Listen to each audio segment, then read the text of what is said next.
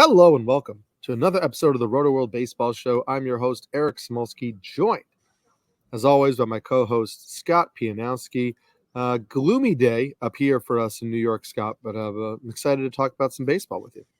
Yeah, me too. A lot going on. Tons going on.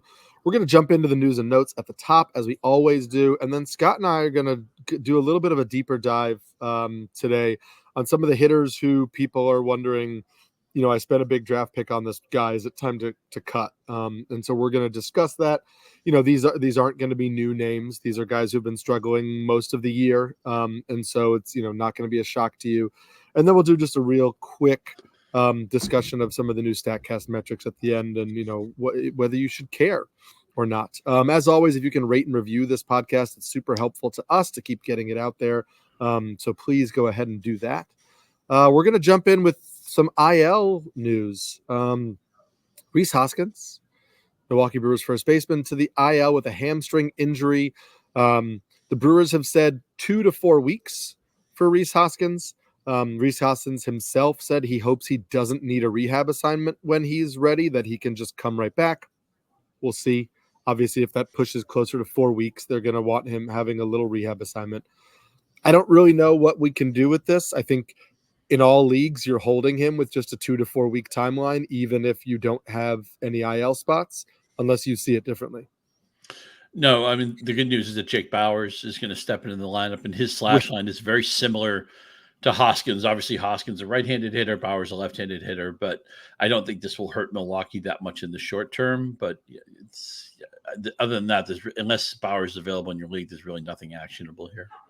I was going to say, I'm surprised you said the good news, but you're right. I mean, the good news that Jake Bauers is going to play more doesn't seem to compute. And I'm one person who, when they demoted Tyler Black so they could play Jake Bauers more, I was like, what are we doing?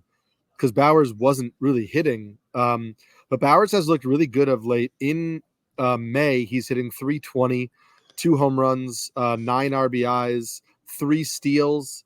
I certainly think that given the lineup, if you're in a deeper format, Jake Bauers is a solid pickup for, think of that short term where he's going to start regularly at first base for them.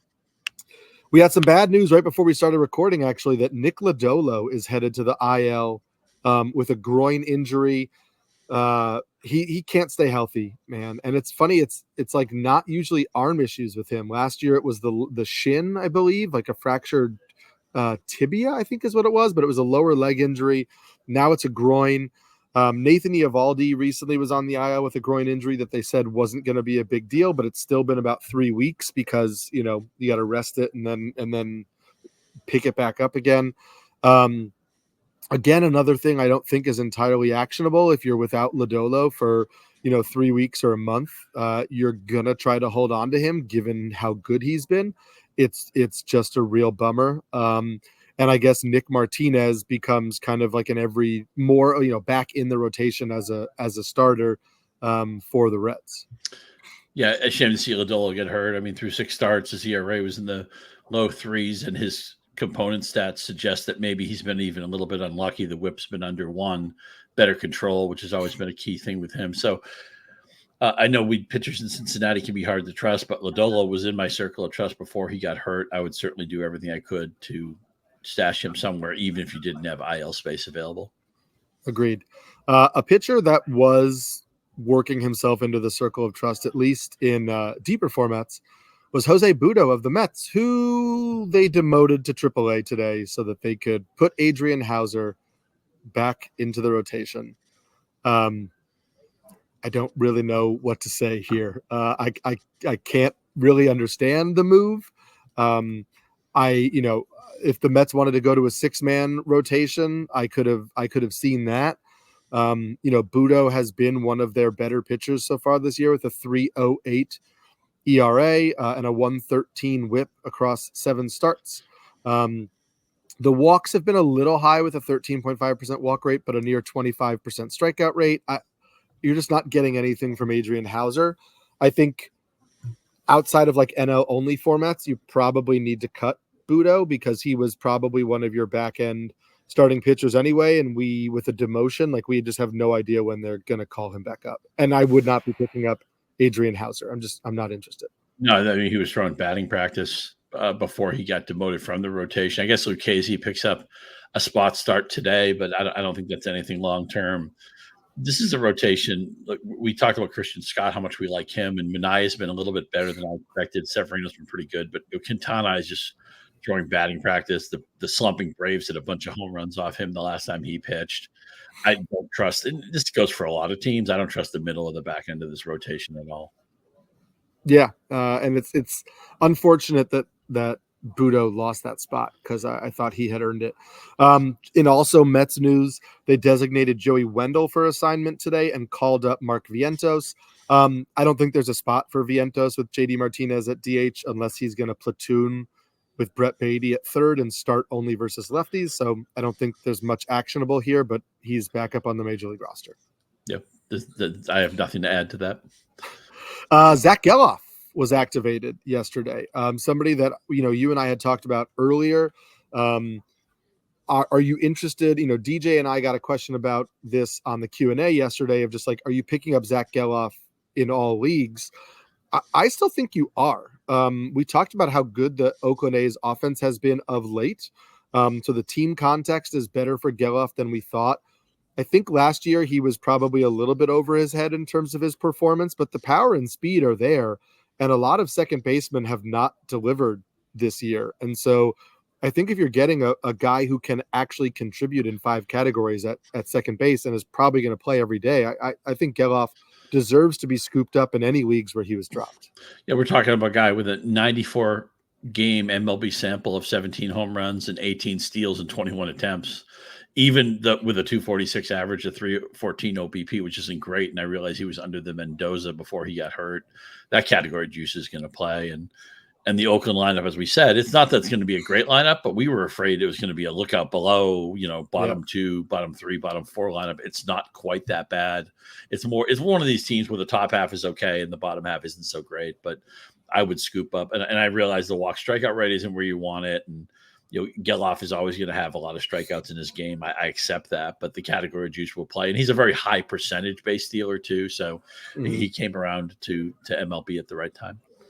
Yeah, unfortunately, the corresponding move there was Lawrence Butler getting demoted.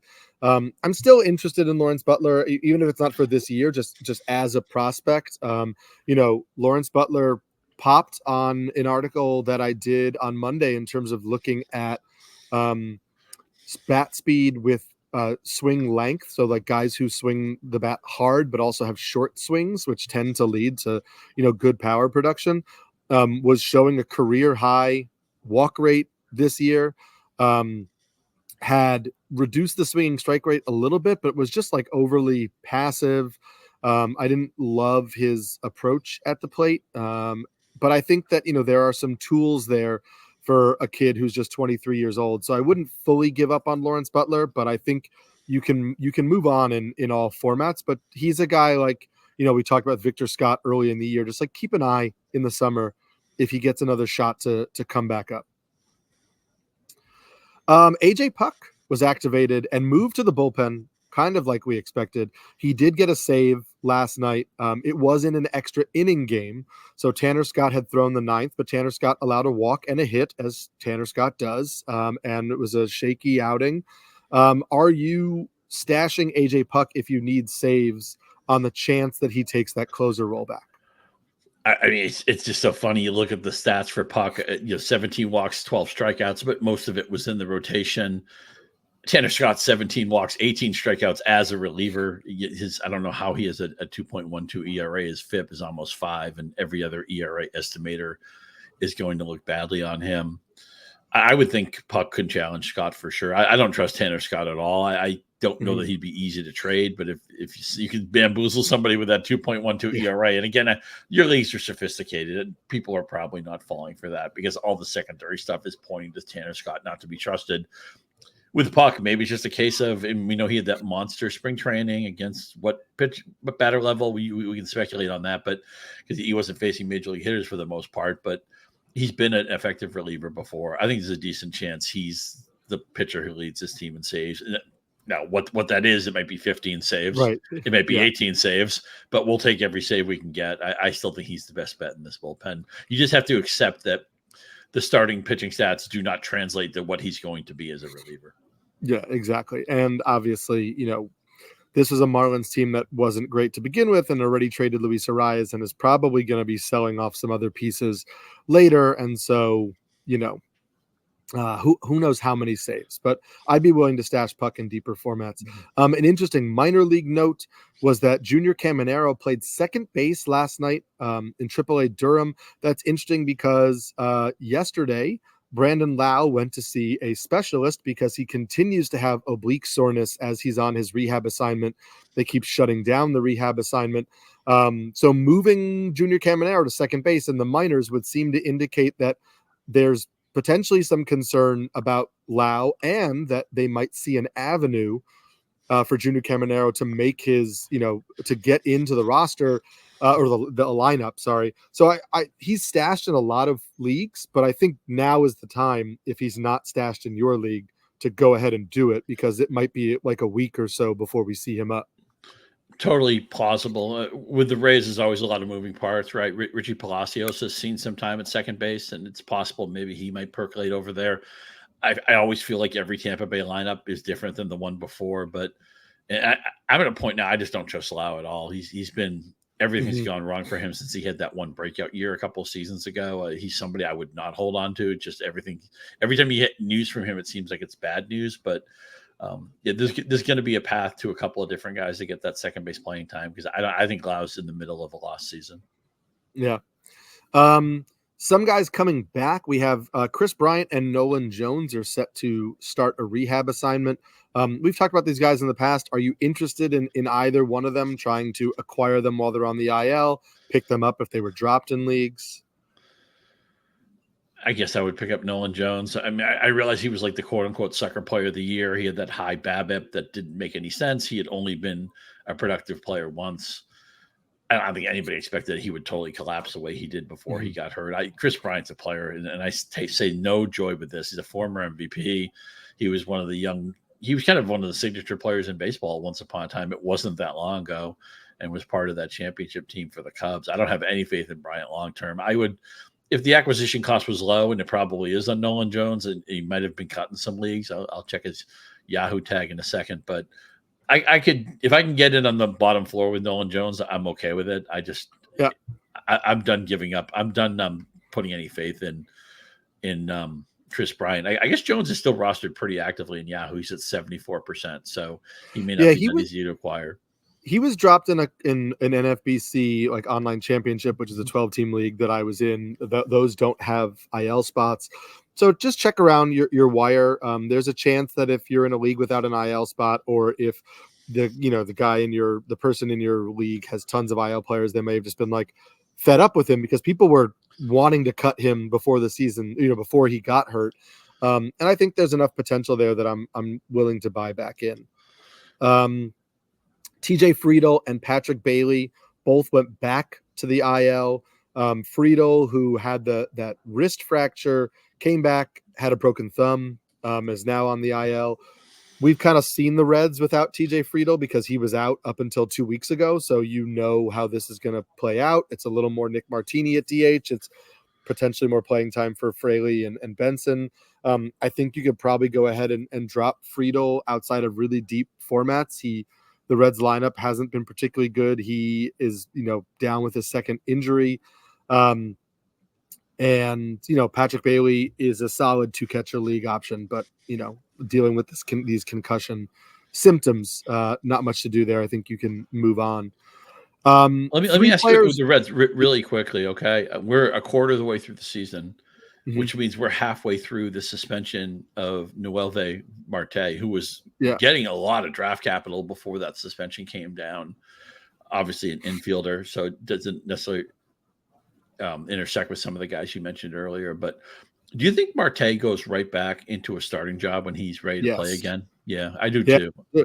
Because I think, you're looking at, obviously, since then, like Matt McClain went down. TJ Friedl has gone down again. We don't know how long that'll last. Christian Encarnacion Strand is not hitting and is injured. So, like, they could put they've been playing Heimer Candelario at third base a lot, which was not the plan, and playing Spencer Steer at first base a lot more, which again was not the plan, so that they can DH Mike Ford. And like Connor Capel is getting some starts in left field now. So to me, there's plenty of opportunity for Marte to go to third, Candelario to switch back to first, Spencer Steer to DH or play in the outfield. So I think Marte has every shot to come right back into a full-time role. Pick your time when you want to get back on board. He's only 9% rostered in Yahoo. Now, in a lot of leagues, you might want to wait till we get closer and maybe even have more clarity. But we're talking about somebody who was 316, 366, 456 in a 35-game sample last year, 3 home runs, 6 stolen bases. We know the Reds basically let all their guys run as much as they want, OPS plus of 120. There's a time, and again, a lot of leagues you're going to wait on it, but just try to pick your spot to jump back in on Marte before it's obvious that he's a pickup. Maybe that's in a week or two. 9%, he's going to go up significantly by the time we get to the middle of the summer. Remember that this is one of those things where like you start the clock when you pick him up, right? So if you pick him up early and then you're forced to drop him, you've put him on the radar of managers who may be sleeping on it because they see the transaction and they're like, oh, Noelvi Marte. So really make sure when you're picking him up, you can hold, because you don't want to start that.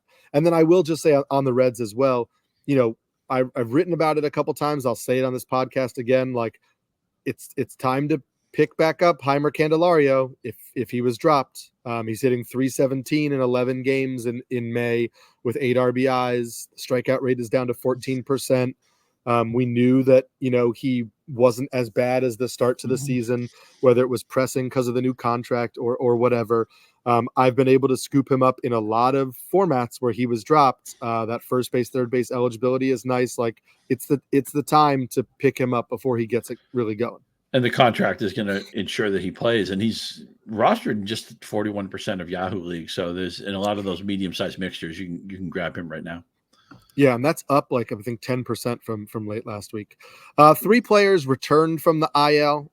Curious if you have any interest in any of them. Jonathan Aranda for the Rays is back. Gio Urshela from the Tigers is back, and Austin Hayes with the Orioles is back, which interestingly coincides with this Colton Cowser dip in production. I personally know that Colton Cowser is still hitting the ball really hard, and he's still walking a lot, but he's striking out a lot, and the batting average hasn't been there. So maybe they go to more of a split there. Are you interested in any of those 3 guys? Not really. I'll admit I'm a little bit torn because I'm such a Cowser guy, and I guess it would be easy to make that a platoon, but at least Cowser would be on the heavy side of it. He's still hitting with power. Runs a little bit. He's got such a higher ceiling than Hayes, so I would hope that Cowser would get a little bit of the benefit of the doubt. Agreed. Austin Hayes to me just strikes me as a 4th outfielder. Yeah, I fully agree. I'm keeping the faith in Cowser. A couple just rehab notes. Lane Thomas started running the bases today. That if that goes well, the next step is to get him into games. Garrett Whitlock didn't have a great rehab start from a production standpoint, but after the game, he said he felt ready, he felt good, and he felt ready to come back, and that the next step is talking to the team.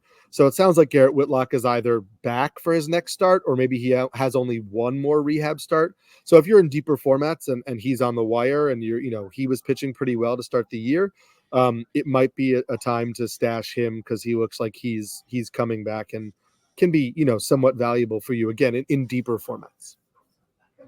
And then the last note, just as a transaction, the Astros traded Corey Julks, the outfielder, to the White Sox. Just noting that because Julks last year hit 245 with the Astros with 6 home runs and 15 stolen bases in 93 games. It's worth noting when he gets traded to a team like the White Sox, who, are currently playing.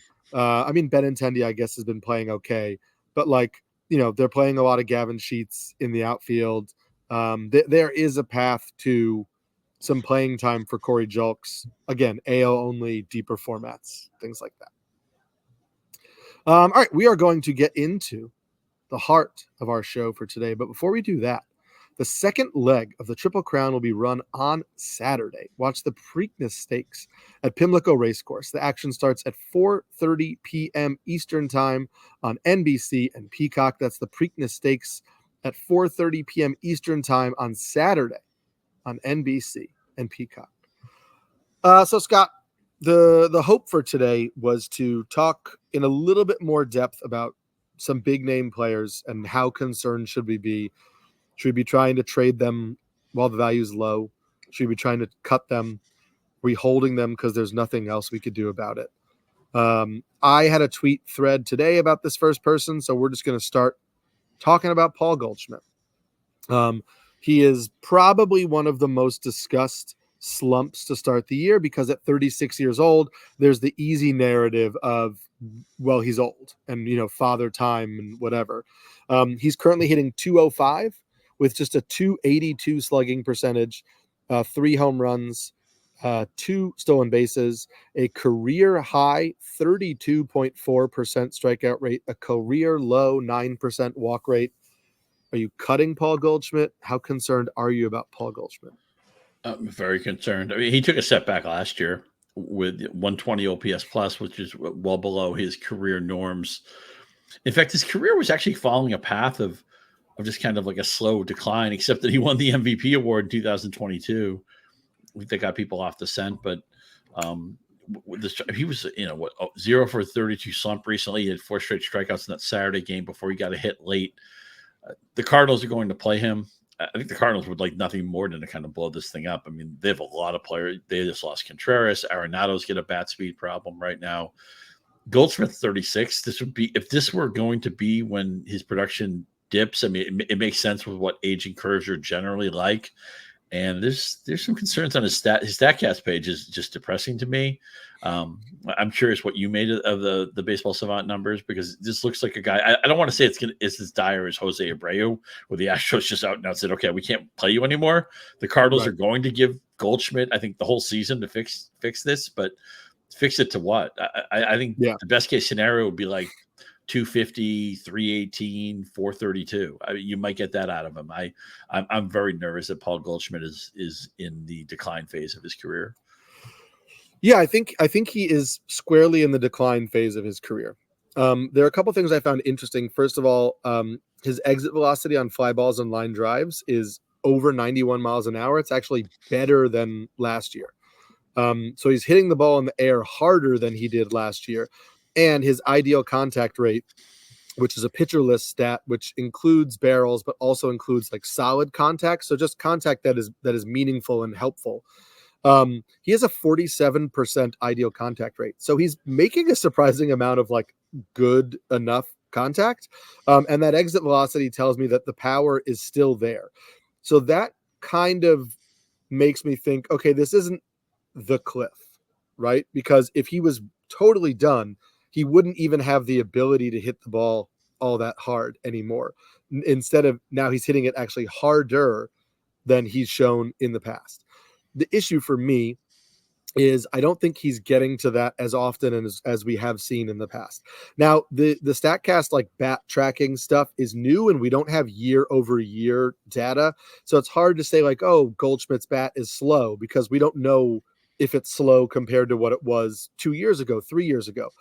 What I can tell you is that Paul Goldschmidt has league average to slightly above league average bat speed, generally speaking, which again, in a vacuum might mean nothing. Connected to this narrative that he's old or washed is suggesting that like, okay, maybe he's not fully done, right? The bat speed isn't that far off. Now the swing is a little long, but that also happens because he's 6'3" and has longer levers, and the swing gets a little bit long. I do think if you look at his run value, so like where is he producing value? First of all, the answer is like nowhere. But if you compare his bat speed and length to other people that are like similar size to him, like Lars Nootbaar, Nolan Gorman are both like around 6'3" and 210, 20 pounds.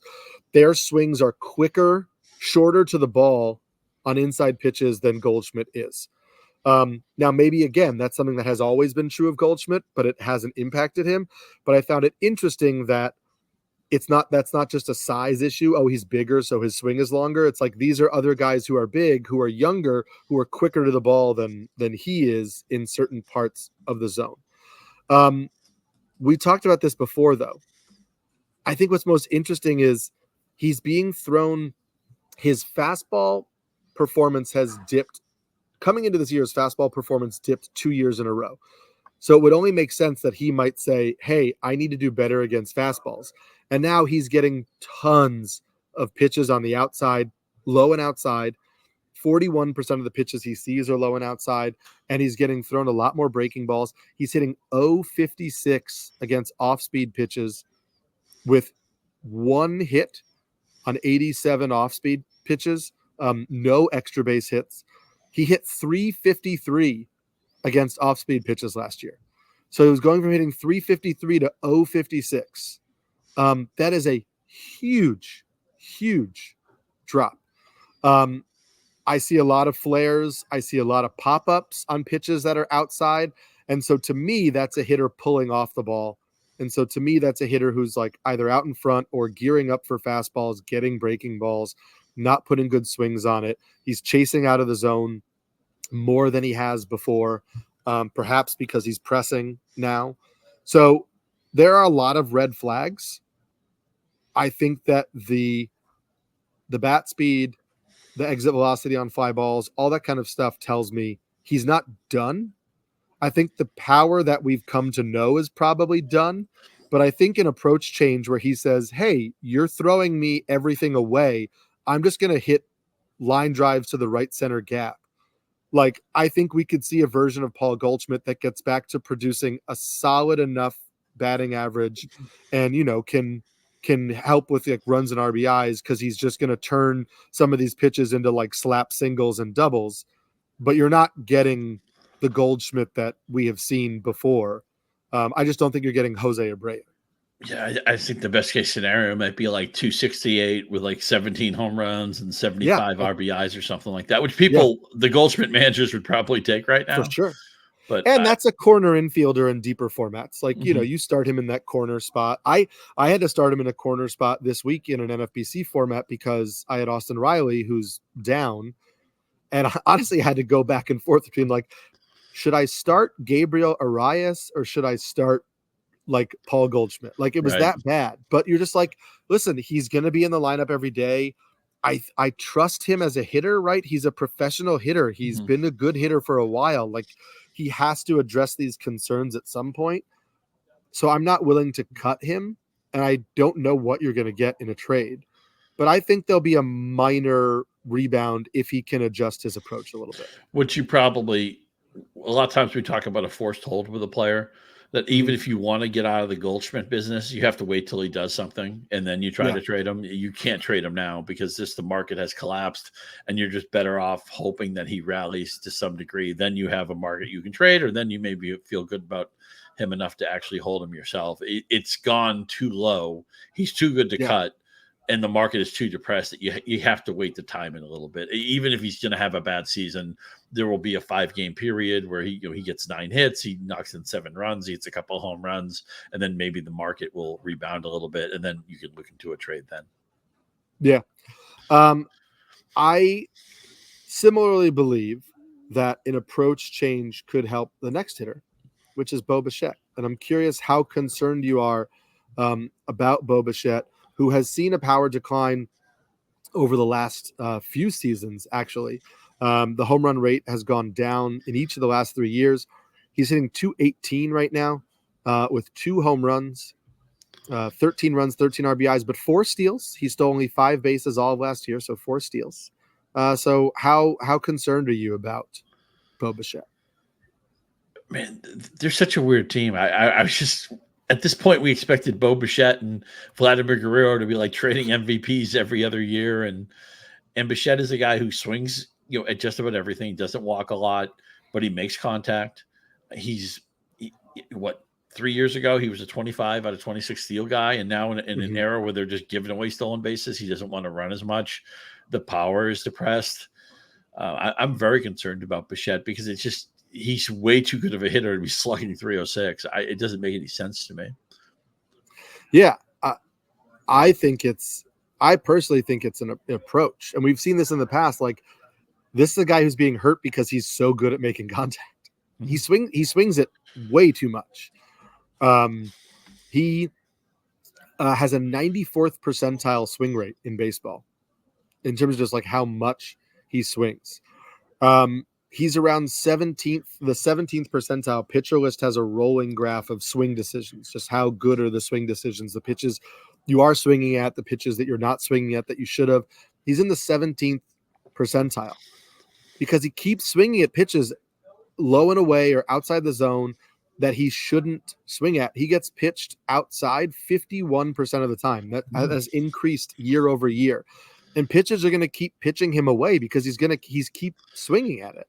Now, last year he was slapping singles to right field, and that's why his batting average was so high. You know, last year he hit 306, but it didn't come with a lot of power. This year, pitchers are pitching him even more off the plate. And so he's not even hitting that many. He's not even really slapping singles. But he has two gigantic concerns here. He almost never pulls the ball anymore, and he's hitting a ton of ground balls. 56% ground balls. That's a career high rate. That's huge. But to me, I don't think that's because he can't pull the ball. I don't think that's because he can't lift the ball.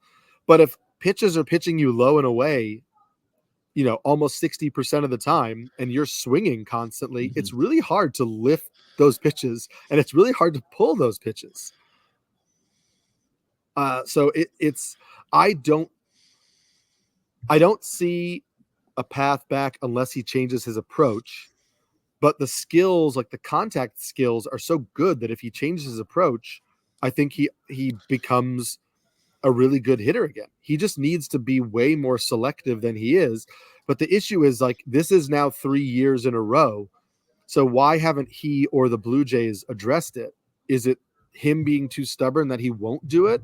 Is it the team not wanting him to do it? Like, at some point, we have to ask why this hasn't happened yet if we want to know whether it's going to happen or not. You know, this seems like the type of thing where you can't fire all the players. You may not want to fire the manager. I could see them maybe making a change with their hitting coach or something like that. Just they need somebody to be the fall guy, and then they see if, okay, does anything improve over the next 2 months, and then we'll look at the bigger changes in the offseason.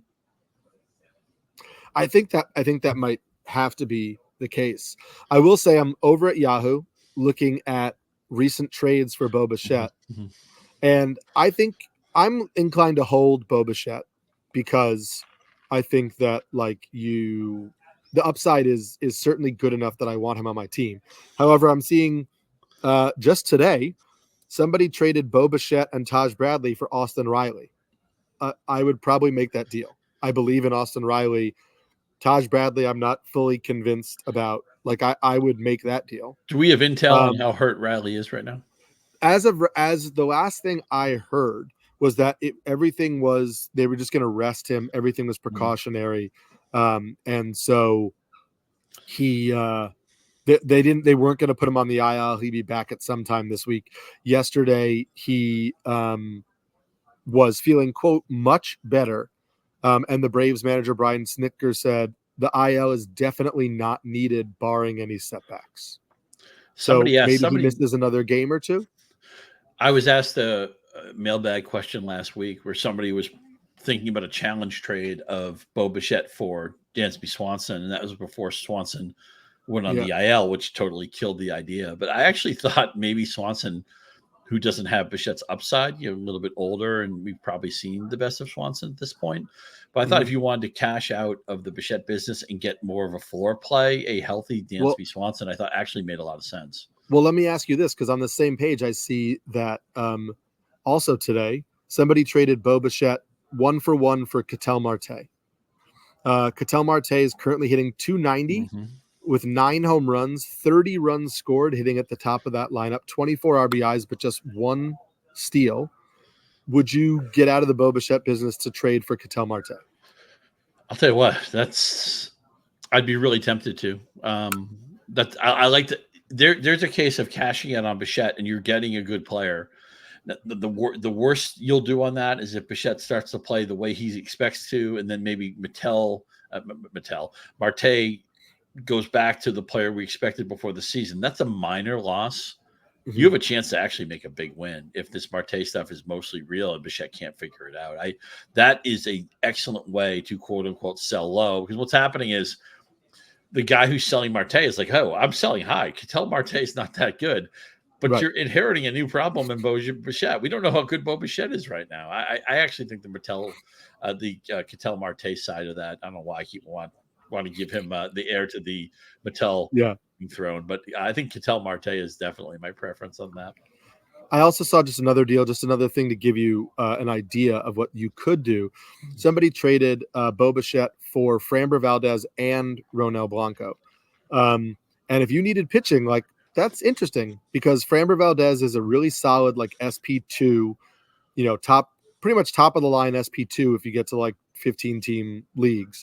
Ronel Blanco has been good. Maybe you don't want two of the guys on the same team, right?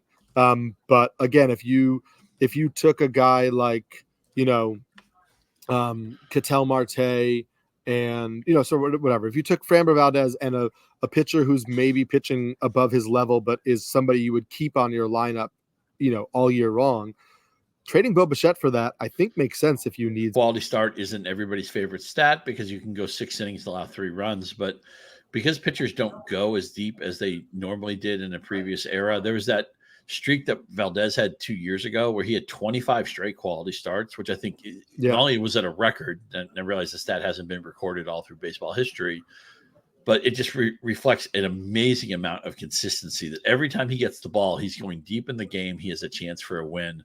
Now, people may say, well, Valdez hasn't been as effective as that pitcher we saw a couple of years ago, but I still think Framber Valdez is easily, when healthy, a top 20, top 25 pitcher, and he's somebody I'd be very encouraged to roster the rest of the way. Yeah, I would agree with you. I have some real concerns about the next guy on here, and it's Bo Bichette's teammate, George Springer. Springer, another guy who, it's easy to say age with Goldschmidt, who's 36. Springer is 34. There's not a lot I see here that gives me optimism, other than his strike zone judgment and his swing decisions, according to Pitcher List, are all still well above league average. The problem is that he's making good decisions and his contact rate is going down. The only area of the strike zone where he has a positive run value is pitches directly down the middle of the plate. He's popping up so many pitches that are up in the zone, which tells me there's that's a bat speed concern, right? If he can no longer get on top of pitches at the top of the zone, he's popping them all up and pitchers are throwing them up more. He had plateaued a little bit over the last 3 years as like, hey, you know what? You're going to get a solid 260 hitter with 20 plus home runs and 15 plus steals hitting at the top of a lineup. And so if you decrease that, what are you getting? A 240 hitter with 10 to 15 homers and 10 to 15 steals? You can find that most anywhere. Yeah, I'm concerned here. The line drive rate is down. The pull rate is down. He's a player who needs to have leadoff volume, 150 plus game volume to pay off his ADP, and he's at. I mean, last year I think the volume obscured the fact that there was some air hissing out of the balloon, and now he's in an age 34 season. I did get 1 or 2 Springer shares because he was just one of those players that nobody was eager to draft. It's like, okay, he's sitting here, I'll take him, but I'm afraid that this is what a decline season looks like, and if he doesn't get those 154 games again, I think he's going to easily be an ADP hit. Yeah, listen, I have a Springer share that he's been on my bench, and I'm pretty close to just say it's a 12-team league, and I'm pretty close to just saying, you know what, I think I'm done. I don't see a lot in the profile that makes me think that I'm going to really regret dropping George Springer. Now, I'm not going to drop him just to do it. I want to make sure there's a hitter that I like, that I can pick up. But, like 2 weeks ago, if I had dropped George Springer for Wilyer Abreu, that would have been a move that I should have done. Like that level of player, like a Julio Abreu, like I think that's a move that you should make happen if you have that ability to. I'm looking right now. Somebody traded George Springer and Brian Bayo for Riley Green. Love that. Yeah, me too. You love players on the escalator. That's what you're getting right there. Also, and I realize most people know this, but the 2-for-1s when you're getting the best player, assuming the depth on the rest of your roster, the depth on the waiver wire is reasonable, do the 2-for-1s where you're getting the one. That's almost always the right side of those things. Mm-hmm. Yeah. One more hitter for right now, and then we'll take a little break. It's Corbin Carroll. Talked about him a bunch. Hitting 193, 2 home runs, 17 runs scored, 14 RBIs, 8 steals. There has been a lot of talk about the shoulder. He admitted that the swing plane is what has changed. He's flattened out his swing. Now, for me, I see, okay, if I'm taking he has a one-handed backswing, right? Like a lot of hitters nowadays do.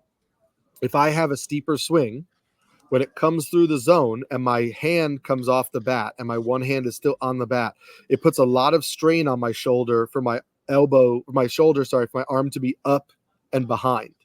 If the swing is flat, and so my arm is just kind of making a T, like just out to the side, it doesn't strain my shoulder nearly as much. So even though he's not saying the bat path flattened due to any shoulder discomfort, to me, it's logical that the bat path flattened because of shoulder discomfort.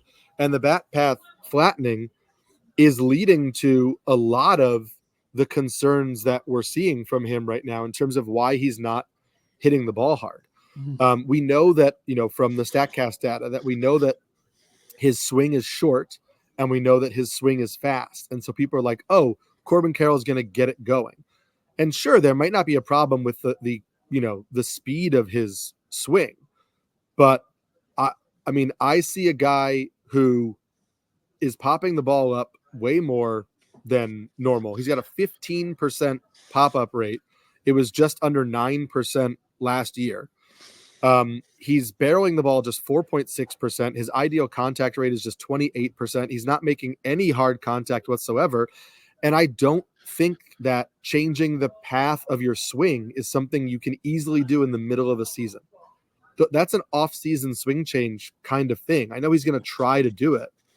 I don't know that you really want to get rid of Corbin Carroll because he was your first round pick, but I'm not optimistic that there's like a major, rebound coming. And even if the batting average goes up, I don't think we're getting power this year. No, I don't either. And remember too, if you get a bad shoulder, you may not want to steal as many bases too. I mean, he's only get 8 stolen bases. He projects to just over 30, a guy who was 54 or 59 on the bases last year. And this shoulder issue, he went back to last year. He did not finish the season well last year. He's a smaller guy as it is, so it's kind of hard to take the power at face value at times. I am very concerned about Corbin Carroll. Now the question is, what do? You can't cut him. You have to trade him for something. How low would you be willing to go? Would you trade Corbin Carroll for, say, a Suzuki? Would you trade him for Teoscar Hernandez? Would you trade him for Brandon Nimmo? I mean, where do we draw the line on this? Yeah, I think that's really tough because like Riley Green. I'm taking Riley Green. I mean, maybe I'm crazy. Green hasn't run much this year, and he's only hitting 252. Just, I'm curious where you're drawing the line on Corbin Carroll at the moment. I'm looking at some of these trades right now. A lot of the 1-for-1s are wild. Like Corbin Carroll straight up for Ranger Suarez. Like I'm holding Corbin Carroll. I can't trade Corbin Carroll for Ranger Suarez. Corbin Carroll. I'm a little resentful of everybody who I feel like found money with Ranger Suarez. Yeah. If you wanted to draft him, that was fine. Nobody thought he'd be like the Cy Young Award, whatever the National League. Just listen. This is just today on Yahoo. Sure. Corbin Carroll was traded straight up for Ryan Jeffers. Corbin Carroll was traded straight up for Ranger Suarez. Wow. Corbin Carroll was traded straight up for Andy Pages. Corbin Carroll and Hunter Green were traded for Pete Alonso. Interesting. Corbin Carroll was traded straight for Joe Ryan and Vladimir Guerrero Jr. That's interesting to me. I don't love Vladimir Guerrero Jr., but I don't love him because I don't think he's going to hit 40 home runs. I'm a big Joe Ryan fan. I would actually take that. Yeah, second. I would take that deal. There wasn't a trade pick in there, draft pick or something. Yeah, okay. I love Joe Ryan, and Vladimir Guerrero Jr. I think is still a 280 hitter. I think he's just a 25 homer guy, but like that's a trade that has some value to it. I certainly wouldn't trade Corbin Carroll straight up for Ryan Jeffers or Ranger Suarez. So I think like we don't want to go too far, but I think if you can get a good deal out of it, there are some trades to be made. Corbin Carroll and would you do this last one? Corbin Carroll and Bryson Stott were traded for Austin Riley. So again, this is like the buying low on Austin Riley thing. Like I'm more inclined to do that. And I understand their different needs because you probably drafted Corbin Carroll for your speed and Austin Riley's not going to give you that. But I'm more interested in taking a guy who I don't think is nursing a significant injury. This is not exactly a hot take, but I still think the Braves offense is going to wake up and is going to absolutely pummel pitching for like 6 weeks straight in the summer. Right now, they're fifth, I think, in the majors in runs per game, and it's with Acuna only having a few home runs and Olson's barely hitting over 200. Riley hasn't gotten off to a good start. Sean Murphy's been hurt. Right, Murphy's been hurt. Yeah, Harris has been just okay. Albies was on the IL for a while. The only real hit in this offense has been Ozuna. Everybody else has come in under expectations, and still they're a top 5 offense. Eventually, they're just going to plaster the National League when we get into the warmer weather and pitching injuries. And a lot of these guys who maybe shouldn't be in a 5-man rotation are forced to come out and pitch. The Braves are going to make people pay for that. Yeah, I agree. We're going to get to a few more hitters that are struggling. But before we do that, Olympic champion Sidney McLaughlin-Laverne leads a star-studded crowd at the LA Grand Prix this weekend. Watch America's top track stars on Saturday at 3 p.m. Eastern Time as they continue their run-up to the Summer Games in Paris only on NBC and Peacock. That's this Saturday at 3 p.m. Eastern Time. And then you get the Preakness Stakes right after that. So NBC and Peacock, tons of sports action for you this weekend. Not a ton of action for those people who rostered Gleyber Torres. We talked about him a little bit on our revisiting of the Bold Predictions show because I said Torres would finish as a top 3 second baseman. Well, he's hitting .214 with 2 home runs, 18 runs, 10 RBIs, 3 steals. He has a career high strikeout rate. How concerned are you about Gleyber Torres? He's such a weird guy because he came into baseball as like an up-and-coming star, and then he had a couple of off seasons, and then he really steadied the ship the last couple of years. And I thought last year was like, okay, this is who Gleyber Torres is, a plus average, decent power. He's going to chip in stolen bases. And I thought he was a pretty fairly stable guy to bank on before the season. The strikeout rate surprises me, and this just seems like a guy who's maybe gotten off to a poor start, pressing a little bit, chasing a little bit more than he should. Although a lot of things have gone right for the Yankees this year, and I thought they were going to be well under their 90-win projection, and right now they're poised to beat it. Torres is the type of guy I would buy low on. Yeah, I mean, like his chase rate, his O-swing rate is the best it's been since 2020. It's 4% better than last year. His swinging strike rate is coming because his zone contact hasn't been particularly good. I think there's a mental component to this too, where like Gleyber Torres is a free agent after this year. I think he's trying. He knows how important this year is, right? He's trying to make some money. So there is a potential that he's pressing in ways that aren't causing him to like chase pitches out of the zone, but maybe he's trying to do too much on pitches that are in the zone. His swing decisions and his strike zone judgment has been really good according to the pitcher list rolling graphs. And so I like that because I like seeing a hitter who's not getting himself out. However, his pop-up rate is 15%, which is 12th percentile in baseball. Major League average pop-up rate is 9.7%. He's over 15%. So he's popping the ball up a lot. Now, he's being pitched inside a lot more than he was last year. So maybe there's a component of that that's like he can't get inside on the ball and he's popping it up. Maybe he's trying to swing too hard. He's trying to do too much and he's popping the ball up. Pop-ups tend to be connected to either a swing plane thing like we saw from Corbin Carroll or timing thing, just being like a little bit off on your timing and causing the ball to hit off the inside of the bat and pop it up, or, your plane is a little off. So I'm cautiously optimistic. The results haven't really been there over the last 15 games, but he has a 7% barrel rate over the last 15 games. So he's starting to find the barrel a little bit more. So I certainly don't think I'm getting somebody who's going to be near the top 3 second baseman, but I have to think that there's some kind of production increase coming because his approach isn't bad. And I can't believe his swing just all of a sudden totally fell apart. I don't see anything that would tell me that. Let me ask you this question. I'm looking at, well, first of all, I know he was traded straight up for Riley Green. I'm assuming I know what side you take there. I'm just gonna go. I'm gonna die in that Riley Green hill. I'm totally comfortable with that. He was traded straight up for Michael Busch. I would have to hold. Gleyber Torres in that deal. I would agree.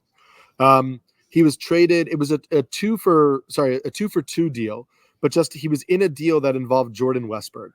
So Jordan Westburg, super hot start, Orioles lineup, young player, power coming into bloom. Would you rather have Westburg? I'm a believer in Westburg. That's I could go either way on that. I wouldn't fault anybody for being on either side of that.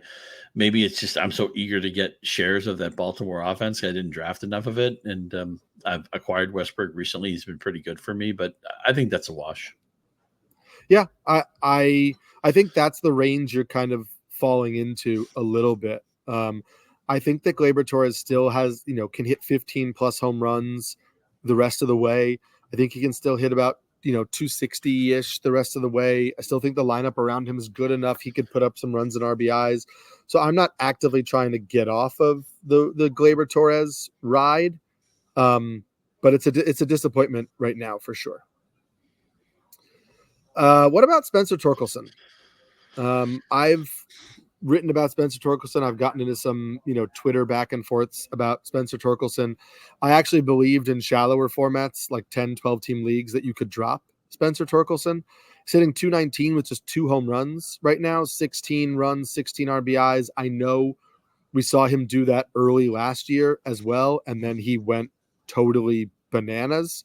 Last year, at the end of the first month of the season, he had 0 home runs. He finished with 31. So are you a believer that Torkelson can get back? He's letting a lot of center pitches go by. His approach looks really, really weird right now. And the problem is that even when he does swing and makes contact, it's just no authority. All of his sliders on Baseball Savant are just pinned to the left, which make no sense. When a guy like Torkelson slumps, you think, okay, well, he's not making contact. Because when he's making contact, it should be loud contact. The problem is he's not making contact, and when he makes contact, it's these easy outs. He's popping up. He's hitting softball. He's hitting the ball soft. His pull rate is good, which you would think is a positive thing. But I'm concerned. I only have one Torkelson share, and I feel very lucky for that because he was somebody I wanted to draft this year, and the market was just a little bit ahead of Torkelson than I was. But after a 31 home run season, he was a former number 1 overall pick. I thought, well, here we go with Spencer Torkelson. He looks totally confused right now. Yeah. To me, it's also that to me is, again, how he's being pitched. Spencer Torkelson, middle in, really has a negative run value on pitches middle in, which is weird to me because a hitter like that with a right-handed power hitter, a guy looking to drive the ball, a guy looking to get to his pull power, there really shouldn't be a reason why he is not turning on those pitches middle in. He also has negative run values right now on pitches up in the zone. I mentioned that his pop-up rate is higher than it's ever been, and he's being pitched up in the zone more than he ever has. So again, this is the thing where like pitchers are finding a little weakness, right? Up in the zone and up and away in particular, and middle in, he's having real trouble getting to those pitches, and pitchers are hammering that, and it's causing him to pop pitches up instead of drive pitches out of the park. So I don't know that he can't adjust to that, but he's going to have to adjust to that because pitchers found a hole and they're attacking it and he's not getting the results, which is why I just said, given that the park he's in is so poor for power anyway, that when you add that onto the fact that it seems like pitchers have found a weakness and are, poking at it, I'm okay not banking on him to do what he did last year and go on this torrid home run pace. If you're in a deeper format, I can see wanting to hold him through it. But, I have no problem fully moving on right now. Me too. Let me give you one trade. And would you do so? Torkelson was traded straight up for Nolan Arenado, who's also off to a slow start. I would have to take Arenado. At least he's produced a little bit, and I realize there's a lot of the bat speed stuff is negative on Arenado right now, and he's obviously a back nine player. Cardinals are a team we're not very optimistic about right now, but I feel like there's at least a little bit of a floor with Arenado. I think Torkelson has a lookout below floor, like where he's actually not in. And Detroit thinks they can make the playoffs this year. I don't think Torkelson has an unlimited leash either. Mm-hmm. Yeah, I agree with you. Let's go to a young player, Jackson Chourio. We're obviously going to talk about this in terms of redraft formats because in a keeper league or in a dynasty league, like you're not trading Jackson Chourio. He is only 20 years old. He's one of the better prospects in baseball, but he's hitting .210 with 4 home runs, 6 stolen bases though, but a 28.4% strikeout rate. He has started to sit. First of all, he's hitting at the bottom of the order when he is playing. And he started to sit a little bit more often than we were seeing at the beginning of the year for the Brewers. Just this past week, I guess that's he started the last 4 games, but they went on a stretch where against righties, he sat for 4 games in a row. So there was obviously enough concern. They wanted him to quote unquote reset. In a redraft league, are you moving on from a prospect like this? It's not been a fun year for some of these buzzy prospects. We know Holiday came up for a couple of weeks and didn't do anything. With Chourio not making contact, when he does make contact, it's a lot of soft contact. It's a lot of ground ball contact. His ugly back of baseball card stats are completely validated by all of his hard hit metrics right now, all of his Statcast data. I think he's going to be back in the minors in a week or two. Yeah.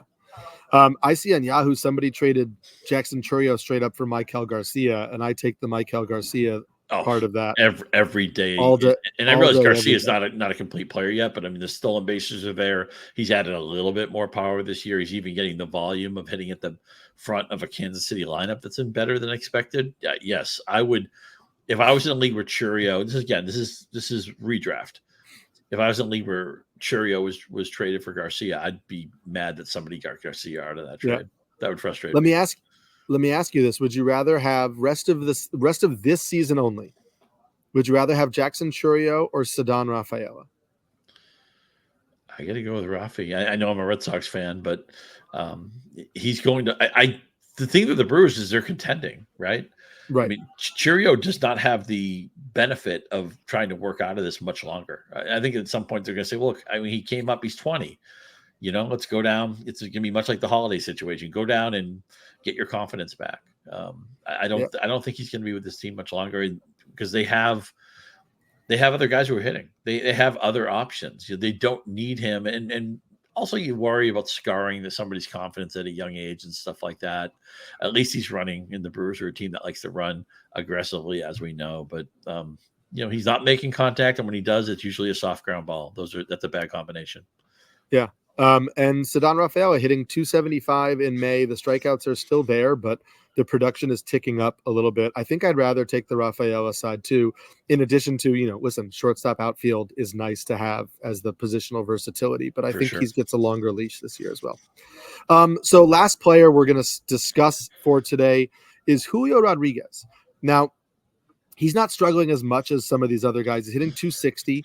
He has 2 home runs, 9 stolen bases, 17 runs, 13 RBIs, almost a 29% strikeout rate. So I wanted to talk about Julio Rodriguez, not in the sense of like, are you cutting him? Are you panicking? It's more, is he actually like a top 5 or 6 player in fantasy baseball like we've been drafting him? Or should we be recalibrating our expectations of Julio Rodriguez to be somebody who is a good fantasy baseball player, maybe a top 2 round pick, but no longer like a lock it in top of the first half type of guy? Too much back class for Julio, and there's still good things. I mean, his bat speed grades out high, his average exit velocity grades out high. He still is running. He's been unlucky. His batting average and slugging expected are higher than what his back of the card stats are right now. If I went to a redraft right now, I could consider him in the late first round. And if I got him in the second round, I'd be overjoyed. If the panic meter is 1 through 10 on Julio Rodriguez, I'm like 1.5 or a 2. Yeah. I took him 10 in our Yahoo Friends and Family. What was that? 3 weeks ago now? 2 weeks ago. Yeah. I don't know that I would anymore. I still feel like there is obviously the fantasy skills are there in terms of like the 9 stolen bases you love, but here's something like things that are a little bit concerning when you look at just projecting him out and saying, okay, we know he's going to be a 30 homer, 40 stolen base guy year over year, right? He has never hit over 30% fly balls in a Major League Baseball season. He is a career, essentially 50% ground ball hitter. Well, we said that's why Vladimir Guerrero Jr. is not going to hit, 35 plus homers, as he hits too many ground balls. Julio Rodriguez hits a lot of ground balls. This year, Julio Rodriguez is pulling the ball sub 30% of the time. He is not pulling the ball a lot at all. He's a career 38% pull hitter, so he doesn't really pull the ball a lot to begin with. And then I noticed the O swing, right? His aggressiveness, his chasing out of the zone has always been high. Career 37.5%. Major league average is just 30%. His contact rate is 70% for his career. The major league average is 75%. So he swings outside of the zone more than average. He makes less contact than average. He hits the ball on the ground way more than average. He pulls the ball less than average. These are things that make it hard to consistently get to high-end production, and he might be able to because he's an immensely talented player.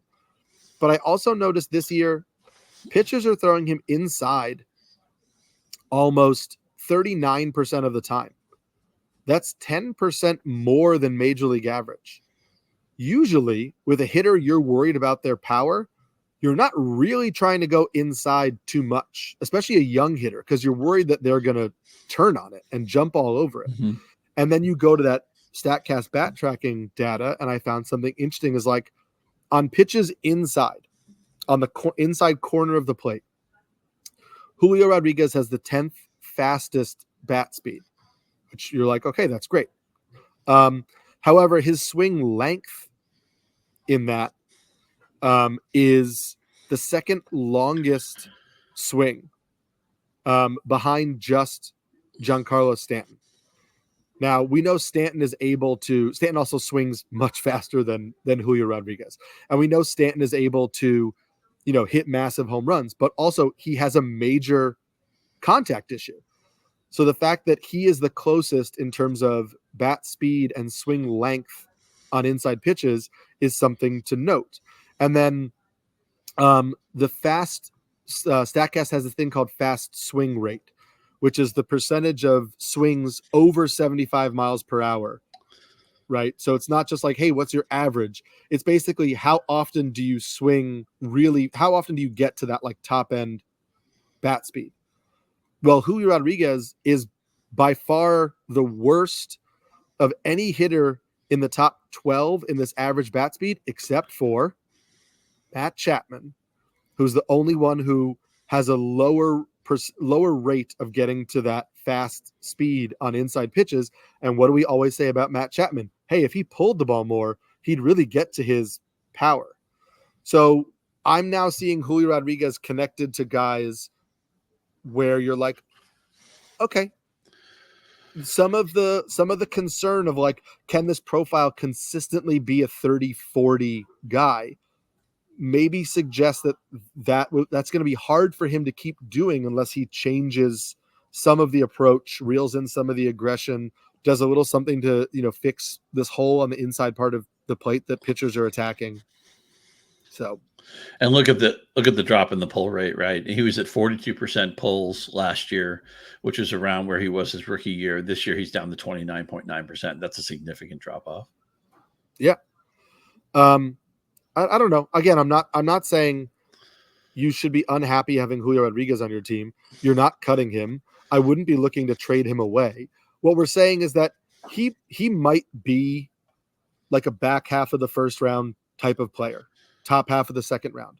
I think that there is a possibility that is the case of who Julio Rodriguez That is totally reasonable. is. And also, I always say that your early pick should excite you.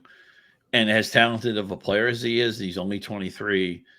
You're investing in a pitcher-dominating park and a really bad Seattle offensive lineup. I mean, where is the buoyancy here? Where are the guys to protect him? What I mean by protect him is drive him in when he gets on base or be on base when he comes up. What other Seattle hitters are you excited about right now to roster? Yeah. Now, keep in mind, this all comes with the caveat that he's 23 years old, and we know that his tools are really good. And there's every possibility that he makes the adjustments he needs to make. Right. And we're talking about him again as a top 5 pick. It's just looking at what he's doing at this moment and the profile at this moment. Unless something changes, we may need to recalibrate who we believe he is as a player. And that's the whole idea of a lot of these stats are incredibly descriptive of what's happened, but are they predictive? Every intelligent Paul Goldschmidt's one of the smartest hitters in baseball. He's trying to fix his problems. Julio Rodriguez is a smart player. He knows what his problems are. He's trying to fix them. He's not like, oh, okay, I'm not worried about this. I'm playing like a league average player. He's not happy with that.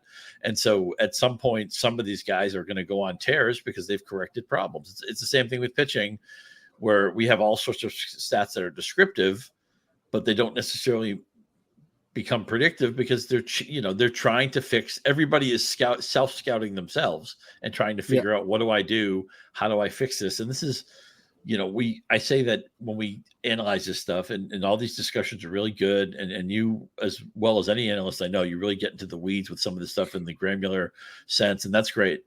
But we're always throwing a butterfly net at a butterfly, and the butterfly is always moving. And sometimes we catch a butterfly, but a lot of times we don't. Yeah, and baseball in general is just, we always joke we always say it's a game of adjustments, and it is. Pitchers are going to adjust, hitters are going to adjust back, and pitchers are going to adjust, and hitters are going to adjust back. So we adjust our analysis when new things come up, and adjust just the same way. So, we're having these discussions now, and we're trying to make the best we're trying to give the best information we can from what we currently have try to do the best we can to see what will happen, but things will change that we don't expect to change. In the second half of 2023, Ellie De La Cruz, I think, batted 192. And in the beginning of the 2024 season, he's basically breaking fantasy leagues, and he's probably been the most impactful early round pick. A lot of people thought he was a sucker play in the second or third round. And right now he's played so well that if we did redraft, he'd be a top 5 pick. He may steal 100 bases this year. Maybe. Yeah, maybe. That's going to do it for us today. You can always you can go to NBCsports.com right now and check out my new article this morning, my Mixing It Up. I looked at new cutters from Taj Bradley and Luis Heel, and a new sweeper from Matt Manning to see how that impacts their future. Also, over at NBC Sports, we are continuing to go through this Statcast bat tracking data with articles, not just like, saying who are the leaderboards, but trying to explain what the stat is, why it matters, what the flaws may be, what the applications of it are. I had an article come out yesterday. Matthew Poliot had one on squared up rate come out today. James Shiano's doing one for us on Friday. So make sure you go and check that out. Follow Scott and I on Twitter. I'm at Samski NYC. Scott is at Scott_Pianowski. Please remember to rate and review this podcast, and we'll check you next week as we go over this weekend's games and waiver ads.